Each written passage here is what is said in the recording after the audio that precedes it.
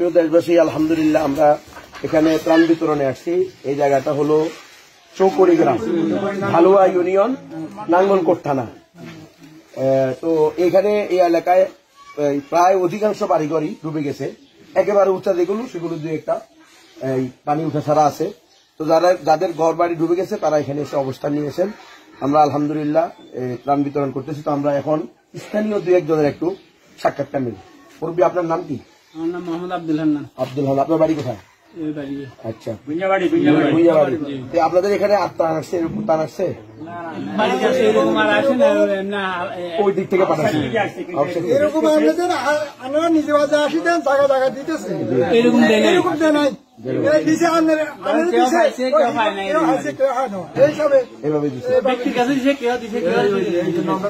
এখানে আপনাদের এখানে মানুষ কি পরিমাণ ক্ষতিগ্রস্ত হয়েছে? বহুত ঘরের ভিতরে ঢুকি। প্রিয় দেশবাসী, এখানকার যে পরিস্থিতি, এই যে আপনারা দেখতেছেন পানি, এই যে ঘরগুলো, তারপরে এখানে যতগুলো ঘর আছে এই যে ঘরের মধ্যে পানি, এইভাবে পুরো এলাকার মধ্যে যেগুলো এই হাত থেকে একটু নিচু এই সমস্ত বাড়িঘর একেবারে ডুবে গেছে।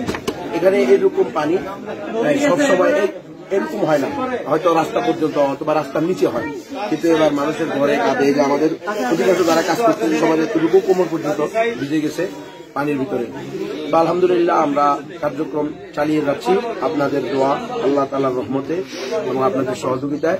আমরা ইনশাআল্লাহ এইভাবে আমাদের ত্রাণ কার্যক্রম ইনশাআল্লাহ আমরা সবসময় চালিয়ে যাব। আল্লাহ তাআলা যতদিন আমাদেরকে তৌফিক দান করেন এবং আপনারা আমাদের সাথে থাকেন, আল্লাহ তাআলা আমাদের সকলের এই বন্যা দুর্গত এলাকা মানুষের পাশে দাঁড়ানোর সুযোগ সুবিধা এবং তৌফিক আল্লাহ তাআলা আমাদেরকে আরো বেশি করে দান করেন।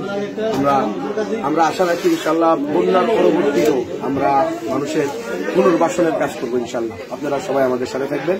আল্লাহ তাআলা সকলকে কবুল করেন। আমিন। আসসালামু আলাইকুম ওয়া রাহমাতুল্লাহ।